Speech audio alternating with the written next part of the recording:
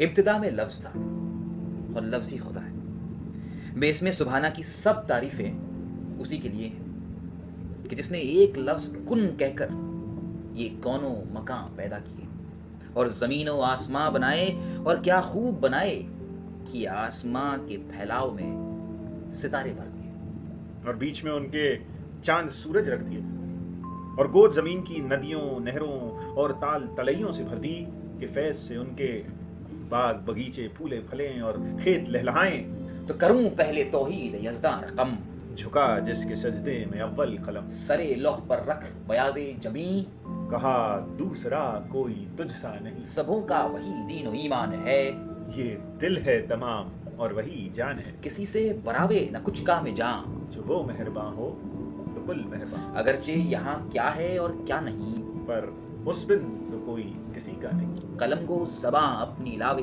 हजार, लिखे किस तरह हमद परवरदिगार। तो फरमाया चलयुग के बुजुर्गों ने कि जल ही जीवन है, बिना आबो हवा के कोई जिंदगी नहीं पनप सकती, और इस वजह से ही अय्यारों ने चांद और मंगल पर पानी ढूंढने के मंसूबे बनाए। सब मुल्कों के अय्यारों में मुकाबला चलने लगा। एक मुल्क ने चांद पर एक तिरस्वी विमान भेजने का दावा किया, तो पड़ोसी मुल्क ने मुकाबले की शान बरकरार रखते हुए इसी चक्कर में चांद पर पानी खोजने के लिए अपनी तरफ से आसमान में एक तिरस्वी विमान छोड़ा। कुछ रोज बाद पूरे मुल्क में ढिंडोरा पिट गया कि पड़ोसी मुल्क को भले ही चांद पर पानी न मिला हो, पर हमारा विमान चांद पर पहुंच गया है और वहां बेइंतहा पानी है, मंजिले ख्वाब है और महवे सफर पानी है।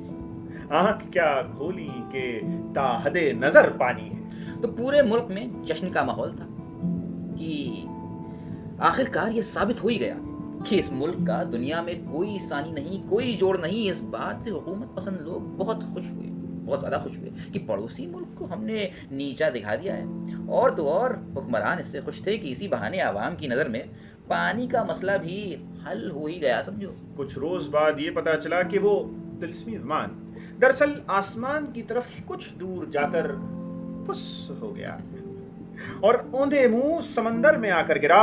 तो हुक्मरानों ने ये फैसला किया कि इस खबर को महफूज रखा जाए, क्योंकि अगर किसी को ये पता चल गया तो आवाम अय्यारों पर एतबार कर नहीं सकेगा और आवाम के इस जश्न में खलल पड़ेगी। वैसे ही बेचारों को खुशी के लिए चंद झूठ ही के लम्हे नसीब हुआ करते हैं। अब पता नहीं हमें इस झूठ को कितनी बार, कितनी जगह, कितनी तरह दोहराना पड़ेगा कि वो सच बन जाए। खबर मिली है कि अब बस बहुत जल्द एक भयानक जल प्रलय आने वाला है। दरिया की दुनिया से सीधी खबर मिली है। सुना है एक दरबार बैठाया जाने वाला है। धरती के सारे दरिया मिलकर दरियाओं के शहंशाह वरुण देव के पास जाने वाले हैं। लेकिन क्यों? मतलब हम इंसान तो दरियाओं को बचाने के लिए कितने लाखों करोड़ों रुपए खर्च कर रहे हैं। अरे बस इस एहसान का बोझ ही तो वो दरिया इतना झेल नहीं पा रहे थे, हैं? इसलिए वो सब मिलकर कोई मंसूबा बांध रहे हैं कि एक भयानक जल प्रलय आएगा और पूरे संसार को डुबो ले जाएगा। मुझे बताइए कि आखिर ये दरिया सोच क्या रहे हैं? हाँ, दरअसल बात कुछ ऐसी है कि चलयुग के अय्यारों को कुछ खत के पुलिंदे मिले जो इस दरिया की दुनिया से ही आए, वही जो इन दरियाओं ने आपस में एक दूसरे को लिखे हैं। दरिया भी कभी खत लिखते हैं क्या भला? और लिखेंगे भी तो ये खत भीग नहीं जाएंगे? बताइए, स्याही खुल नहीं जाएगी?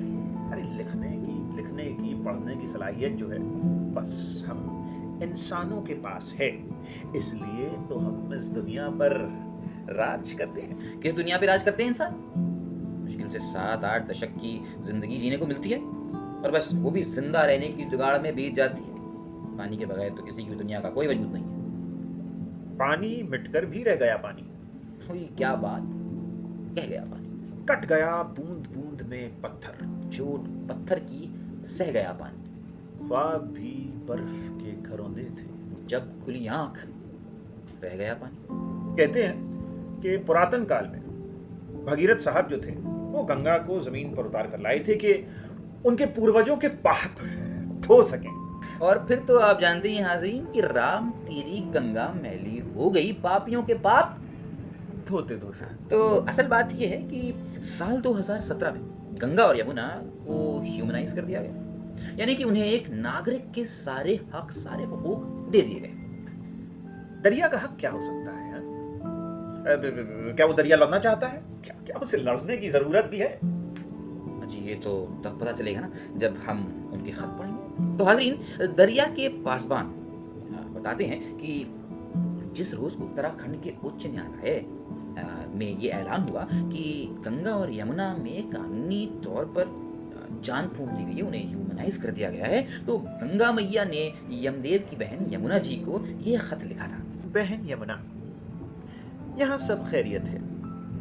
मैं बस अभी अभी हरिद्वार पहुंची हूँ। आज उत्तराखंड हाई कोर्ट के फैसले के बारे में पढ़ा, मैंने सोचा तुम्हें बधाई दे दूं। बहन, हमारे वजूद को आज एक कानूनी पहचान मिल गई। चलयुग में कानून का बहुत अनोखा रूप है, वो बस इंसानों के लिए है और कभी कभी कुछ देवताओं के लिए। ये अब जरा फेमिनिज्म का उरूज आया है इधर इस तरफ, तो देवियों को भी खास इज्जत मिलने लगी है। सुना है कुछ ये वीगन लोग हैं जो जानवरों के हक के लिए भी लड़ रहे हैं। हाँ, जानवरों को भी कानूनी पहचान दी जाती है, नहीं तो हमें कैसे पता चलेगा कि किस प्रजाति को इंसानी कौम से ज्यादा खतरा है।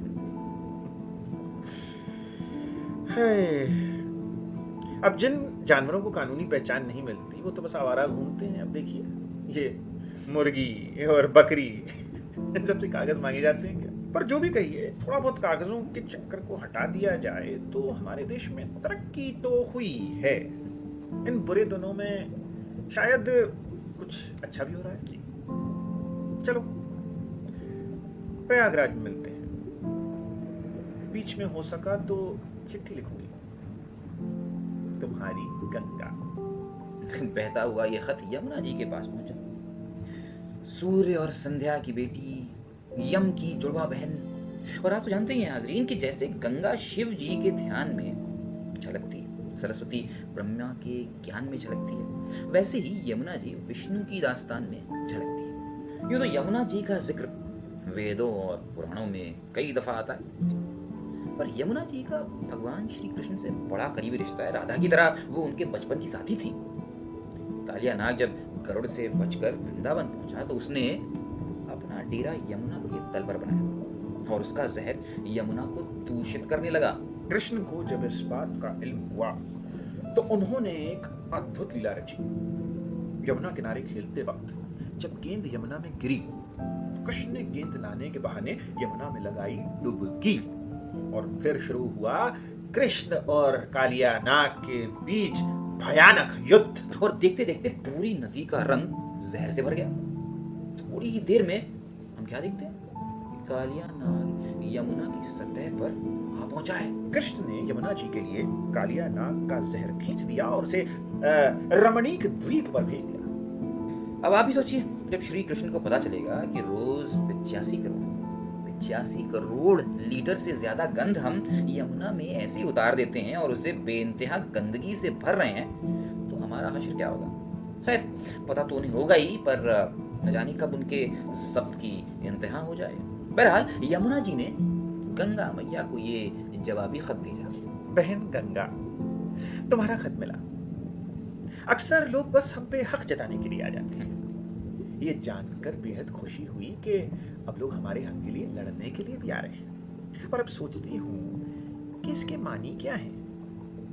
ये इंसान हमें अपने दर्जे पर क्यों लाना चाहते हैं? सच कहूं तो वो तो फानी है और हम हैं लाफानी। कहीं ये हमें खत्म करने के मंसूबे तो नहीं बना रहे? सच कहूं तो इन इंसानों पर अब जरा भी एतबार नहीं होता। कब वक्त सोचते कुछ हैं, बोलते कुछ हैं और करते कुछ हैं। यहाँ किनारे पर देखती हूँ जब, तो लगता है मवेशियों की भी हालत बेचारों की कितनी खराब है। मुझे सबसे ज्यादा यही बात खलती है। हमारी हालत तो इंसानों की दुनिया में ऐसी हो गई है कि हमारा ही पानी उनके लिए जहर बन गया है। कृष्ण के वक्त याद है किस तरह मवेशियों का सम्मान किया जाता था। कृष्ण वीगन नहीं थे, मतलब मिल्क प्रोडक्ट्स खाते थे, मक्खन तो उनका बड़ा फेवरेट था, पर जानवरों की इज्जत करना जानते थे। आजकल तो खैर, अच्छा सुना है सरस्वती का स्रोत भी फिर से खोजा है इन इंसानों ने। कोई खबर मिले तो बताना। अब सब नदियों को तो इंसान बना देंगे, पर यहाँ आदमी खुद तो इंसान बने पहले। तुम्हारी यमुना। आदमी और इंसान में आखिर फर्क क्या है? आदमी पहचानों में बटा है। कभी वो पहचान उसे घर से मिलती है, तो कभी शहर से मिलती है, कभी मुल्क से मिलती है, कभी मजहब से मिलती है। एक इंसान की पहचान बस इतनी है कि वो महज प्रकृति की एक रचना है, just mere creation of nature. Saraswati कोई मामूली दरिया नहीं है। इल्म की शुरुआत यहीं से होती है। ये वो दरिया है कि जिसका हमें दूजा किनारा नहीं मिलता है कोई। ये जिंदगी की डोर का एक अनजान सिरा है कि जिस डोर में हर फलसफी उलझा हुआ है कि हमारा वजूद आखिर शुरू कहाँ से होता है, हमारे वजूद का अफसाना आखिर शुरू कहाँ से होता है। सरस्वती, तुम इस पूरे जगत की जननी हो, सब नदियों में उत्तम हो, और देवियों में तुम्हारा सबसे ऊंचा स्थान है। यूं तो इस दरिया के बहुत से अफसाने हैं, तो पेशे खिदमत है किस्सा सरस्वती का। वो दौर के जहां खुदा और इंसानों में वास्ता हुआ करता था कि जब ऋषि मुनि देवताओं से गुफ्तगू किया करते थे, देवताओं को श्राप दे दिया करते थे और घोर तपस्या कर उनसे ही वरदान मांग लिया करते थे।